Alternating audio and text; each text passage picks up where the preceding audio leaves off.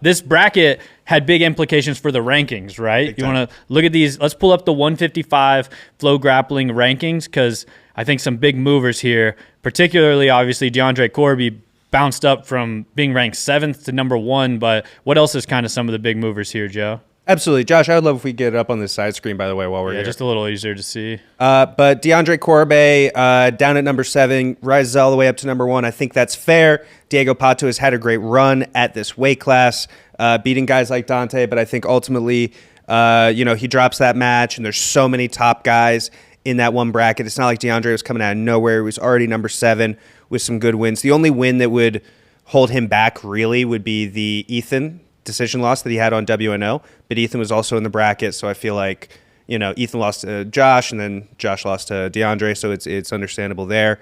And people just kind of get moved around. Cade Cedos is new to the rankings. Cole Abate ends up dropping, but that's just because he is focusing almost exclusively on 145 lately. We haven't seen him at 155 in a long time, since Aiga, I think.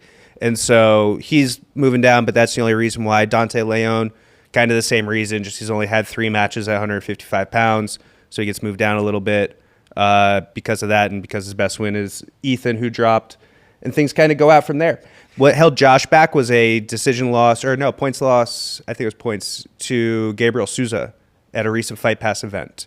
And so I was kind of sitting there for a minute before the finals, like, man, if Josh wins this, it might be Gabriel Souza number 1. You know what I mean? Because he had a loss like a month ago, and I would have to respect that. But DeAndre got it done, and I think things kind of sorted out pretty well from there. What do you guys think?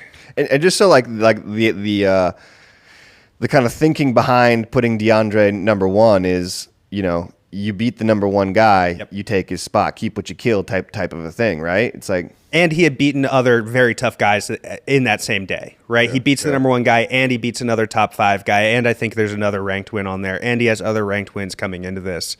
So it's not like it's just a win over Pato is making up his resume, but he does have a win over the number 1 guy. Yeah. And maybe if it was like EBI escapes, you know what I mean? Yeah, it was super kind of, you could, understand it.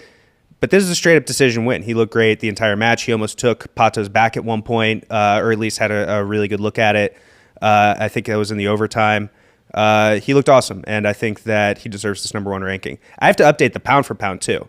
I don't think I'm going to put DeAndre ahead of Pato in the pound for pound because Pato still has all his work at 145 pounds to be considered. But I think it's super reasonable that DeAndre is going to be somewhere in that like 14, 15 range when that gets updated. Yeah, no, I completely agree there for sure. It's like, man, when you obviously we all think the world of Pato, and he's had some incredible wins recently on who's number 1 and everything like that.